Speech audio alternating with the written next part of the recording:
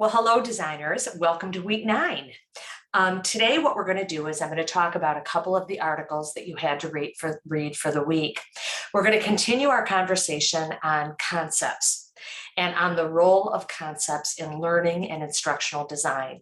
And just a side note, David Jonasson, who was the author of this article, was an amazing researcher in our field, David Jonasson, and he passed away, unfortunately, from cancer probably about 5 or 6 years ago, young, but he was an amazing researcher. So as you get to further into the field and into developing your own designer identity, make sure to check out some of David Jonasson's work because he was a phenomenal researcher in our field. So let's talk for a little bit about concepts and what Jonasson wrote about concepts. He wrote that they are mental representations of categories of objects, events, or other entities, the basis for meaning making and communication. And his example was a robin is a bird. Therefore, it has all of the characteristics of a bird. Communicating without concepts is impossible. They play an essential role in human reasoning, including categorization or categorizing things together, learning, how we learn things, memory, how we remember things. We remember things in concepts. Deductive inference, explanation, problem solving, generalization, analogical inference, language comprehension, and language production. So concepts have a really, really, really big role in us as humans, in our understanding, and in our learning. And that's really important for you to remember as you design instruction for learners. If you are designing instruction for them to learn concepts, you really need to know how to design that instruction for the best way for them to learn. So concepts promote cognitive economy. And basically what that means is by partitioning the world into classes, concepts decrease the amount of information that we must learn, remember, communicate, and reason about. Think about it this way. He wrote that a robin is a bird, right? If we did not have the concepts of birds, okay, we would have to remember each individual bird. A robin, a blue jay, a hummingbird, each individual thing. Instead, we group them all together in the concept of birds. Okay, it helps us store information about categories of objects, events, or entities used to describe and reason about every instance of the category. And most instructional design theories and models treat concepts as discrete objects of learning. And they assume that concepts represent a primary learning outcome, not considering how concepts are used. And this is the real focus of his article. How do learners use concepts? So he then talks about the similarity views of concepts. And one of them is classical attribute isolation view, which basically it says that concepts are representations of class of objects, symbols, or events that are grouped together based on common properties or attributes, and that would be birds, okay? And we all kind of agree with that view of concepts. Then he talked about the prototype or probabilistic view of concepts. And basically what this view says is concepts are based on properties that are characteristic or typical of a category. Here's an example. A robin is more of a bird than a penguin. You could say a penguin is a bird, but it doesn't quite fit in the same category of birds, concept of birds, that a robin does. Then he talked about the exemplar or relational view of concepts. Concepts are judged in relationship to other concepts. Then he talked about problems with these views, and these are the problems. The meaning of a word is not inherent to the word. Concepts must be connected to underlying knowledge of relations among features and concepts in order to be useful in a variety of tasks in which concepts play a role. So he's talking about meaning here. What is the meaning of the word? The inability to account for the varying functions of concepts. These three views, they don't account for the varying functions of concepts. What he says is concepts are also used to construct new concepts. Concepts are the building blocks from which we construct new, more complex concepts. So then he talked about other views of concepts. There's the actional view, which basically says conceptualizing is a kind of doing. In other words, when we are putting concepts together, when we're conceptualizing, we are acting, we are doing. Concepts are active, they're constructive, and they're intentional. And concepts are a way of organizing our experiences. All learning involves some degree of reconceptualizing our knowledge, a process known as conceptual change. And here's an example I'm going to give you. Let's stick with the bird example, right? So you're a little child and you see a robin, and you say robin, and your mom says, that's a bird, okay? And then 2 months later, you're out and you see an eagle, and your mom says, bird, that is an eagle. Your conceptual view of birds changes. At first, you understood a robin as a bird. Now you understand your concept has broadened, and an eagle is also a bird. It's a constant changing, and that comes through learning. Theory-based views of concepts, and this is where Jonathan really focuses in. He says that concepts are organized by theories. The organization of concepts is driven by personal theories of the world. Attributes of a concept that are noticed are determined by the underlying principles that describe relationships among concepts. Concepts that are formed by causal and explanatory links, as well as sharing of properties that are picked out as relevant. Let's go back to our bird. When we look at theories, concepts are formed by causal and explanatory links, right? So if a robin has wings and an eagle has wings, that explains the link for them to both be birds. Then he talked about concepts and conceptual change. This occurs when learners change their understandings of the concepts they use and how they're organized within a conceptual framework. Go back to that child with robin and then eagle. Learners gradually accommodate existing knowledge into more coherent and better organized knowledge structures. As concepts are assimilated, children must attempt to synthesize what they're learning with their own naive mental models. So this is really important to think about how concepts are constantly changing. We have conceptual change. So then he talked about the implications of conceptual change for concept learning and assessment. Rather than assessing individual concepts, meaningful learning must be assessed by examining patterns of concepts. The meaning for concepts should be assessed in different contexts. That is, in different concepts of use. So here is where he talked about different assessments. The first thing he talked about was free word associations. So let's back up for a minute. How are you guys going to use this? Think about your instruction that you are designing. Are you designing instruction of concepts? Are you asking your learners to learn concepts? If you are, here's some assessment views. Here's some ways of assessing whether or not they're learning the concepts. The first way is through free word associations. Have learners generate a word association list. For each concept in a knowledge domain, students generate a list of associated words that immediately come to mind when presented with each concept in a domain as a stimulus. That is a great way to assess whether or not they're understanding the concept.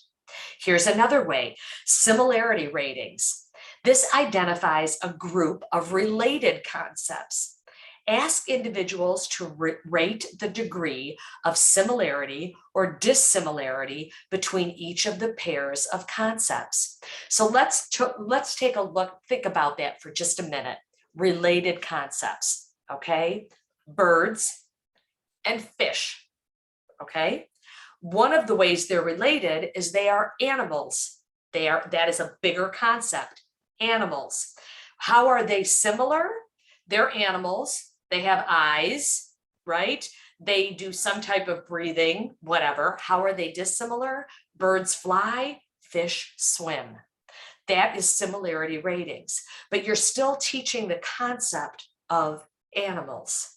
Okay, the last one is card sort. You present learners with a group of cards on which single concepts are written.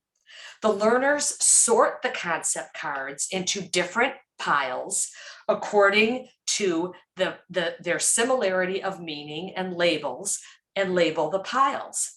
Entails examining the similarities of the group to some standard. So let's think about that for a second. Let's go back to our birds and fish.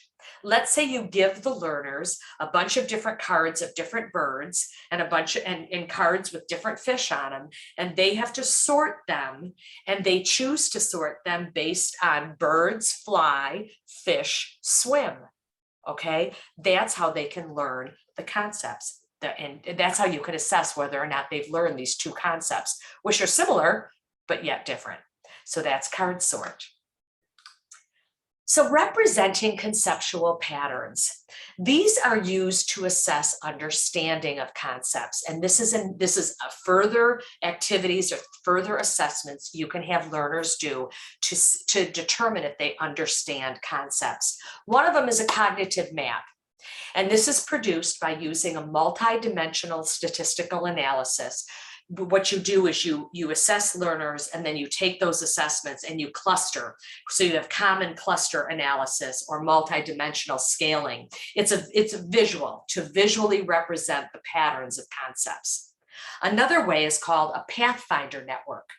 This is where you take the data and there's configurations in which concepts are represented as nodes and relationships as links connecting to the nodes. And if you are confused by this, go back into this article and look at his visuals because it's really self-explanatory. Then the last is concept maps. And these are spatial representations of concepts and their interrelationships that are intended to represent a pattern. Learners identify important concepts and arrange those concepts spatially and specify relationships among those concepts. And it's easy for learners to produce. And FYI, you doctoral students, this is one of the ways I studied for qualifying exams. I created concept maps for myself. And I created concept maps representing how the different theories interrelated to each other. If anybody's interested, UDoc students, I can walk through a little bit more about how I did it, but that's an example of how a learner can use a concept map to help them with concepts. So what are our implications for instruction? Let's talk about propositions. Conceptual understanding relies on a coherent, integrated set of concepts. The ability to reason from any set of concepts depends on the viability of the propositions that are formed by the combinations of concepts. The process of linking two concepts by a descriptive relationship enables the two most basic forms of human reasoning: comparison, contrast, and causal. Let's go back to the birds and the fish. Compare, they can compare them, they can contrast them, and they can understand, a learner can understand the cause of why both of them are in the concepts of animals. Rather than teaching concepts as discrete learning outcomes, instructional designers might be better advised to teach propositions, including combinations of concepts and linking relationships. So rather than teach birds as birds, what he's suggesting is you teach animals, the concept of animals, and then you talk about birds and fish. So learners can understand, and then they will understand what a concept of a bird is and understand what the concept of a fish is. Propositions constitute the building blocks of principles that are recognized by traditional instructional design theory. Concepts should be taught in the context of domain relevant principles. So implications for assessment, concepts and use. Instructional designers need to assess learners' conceptual frameworks. This is if we want to go bigger. That is, concepts are assessed while they're in use. So he talks about different ways of doing that. And for doc students, this is extremely helpful because these are ways that you actually conduct research. Okay, one is semi-structured interviews. You generate questions, or generative questions are asked, and students explain their reasoning. Students reveal more information about their conceptual framework that can be depicted in any kind of then can be depicted in a concept map. Here's an example. Let's say in a semi-structured interview, you start to ask students about animals. Students then begin to talk to you about the different types of animals, the different concepts, birds, fish, what mammals, insects, those are all animals. But you get that from them talking about it in a semi-structured interview. Think aloud problem solving. This is tough. This requires learners to, let me fix this here. There we go. This requires learners to think aloud while they are solving problems, and this is difficult. It's a cumbersome process. I actually tried doing a think aloud protocol in one of my research studies, and it's hard because learners don't explicate their reasoning while they're engaged in complex activities. In other words, it's hard for a learner to be solving a problem and then turn around and talk about how they're solving it while they're solving it. Students work in pairs. One student thinks aloud while solving any problem, and the listener, the other student, hears the problem solver's vocalizations and continually checks the accuracy of the problem solver actions. That's a tough one to do. But the last one is for instruction. The most meaningful activity that humans engage in is problem solving. You are all doing that right now with your clients. You guys are solving problems every time you look at the instruction you're designing. Most authentic forms of human activity is problem solving. People constantly solve ill-structured problems, which provide a purpose for learning. Problem solving provides a conceptual anchor. Knowledge constructed while solving problem is more meaningful, more integrated, better retained, and more transferable than from any other activity. Concepts are learned in order to solve a problem are more meaningful. So think about how you yourself as learners are learning this semester with solving this real instructional problem for your real clients. What Jonathan is saying is that you are learning concepts. You are learning how to, because concepts are being anchored through all of your problem solving. And that hopefully, my belief is you'll retain more of this information, you'll generalize it, and you'll be able to go out and use what you learned this semester to design for the future. Okay, so what does this mean? Can you tell I really like Jonathan and his work? The most legitimate study of concepts should focus on changing in meaning of concepts with conceptual frameworks resulting from conceptual change, because concepts are the cognitive tools for representing ideas and testing relationships, not the object of instruction. Concepts learned in isolation will lack coherence and therefore be less useful than concepts in use in thought construction processes. Concept learning must be assessed in patterns and in use. Conceptions of concepts in use will be more useful for advising the design of more complex and problem-centered learning environments.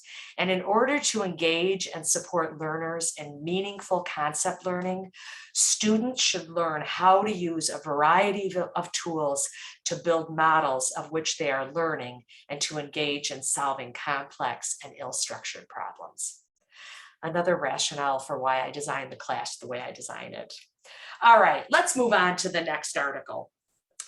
This is the utility of worked examples as a substitute for problem solving in learning algebra. I thought this study was really kind of interesting. There's only a few slides on this, but the article begins by talking about implicit learning, which is basically a situation where a person acquires knowledge of covariations in the environment without explicit intention of learning, without awareness of the learning process, and without knowledge of what has been learned. So think about it for a minute.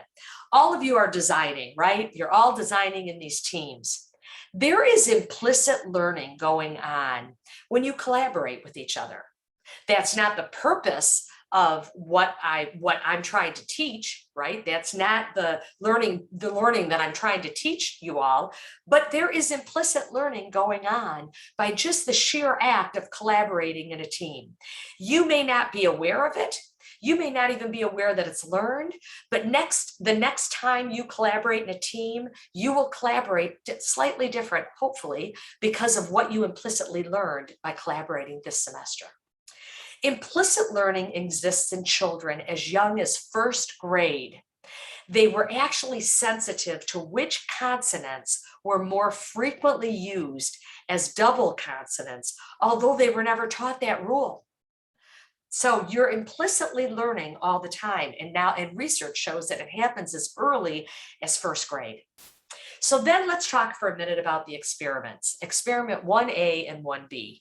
The question was, can bonding rules in organic chemistry be taught by mere exposure of accurate chemical formula without explicit instruction of the rules? In other words, can students learn bonding rules by just having an exposure of accurate chemical formula without explicit instruction on what those rules are?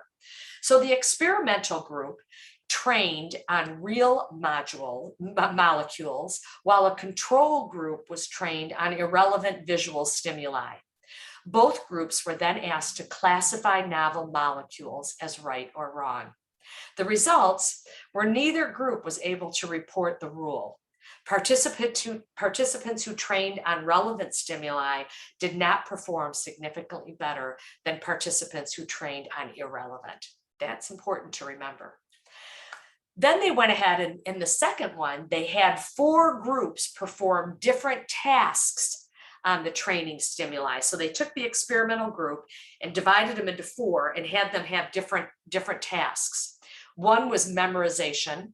One group had to count atoms. One group just memorized. One group had to count atoms. Another group had to count bonds. They had to count bonds of group. And then there was a verify rule group. So there were 4 different groups. The results, all groups were significantly above chance. Okay, that's good. They had a far higher performance scores were observed in the count bonds group and the verify rule group than in the memorization and the count atoms group. So just by memorizing, groups did not significantly differ at all from the verify rule group. So by making people just memorize doesn't mean that they're learning any kind of implicit knowledge at all. Okay. So the cueing participants' attention to the rule relevant aspects in the training stimuli was the most efficient approach, although they observed at least some implicit learning, but not much. So then they did another experiment.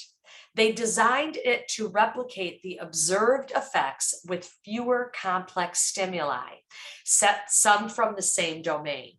So does simple compounds, they made the question, the content a little easier. Does simple compounds yield an amount of implicit learning that renders non-guided stimulus exposure techniques in classroom settings advisable? So this is what they did. They had the same 4 groups: the memorization, the count atoms, the count binds, and the verify rule groups, plus a control group. The results: there was a significant effect of the training task on later performance.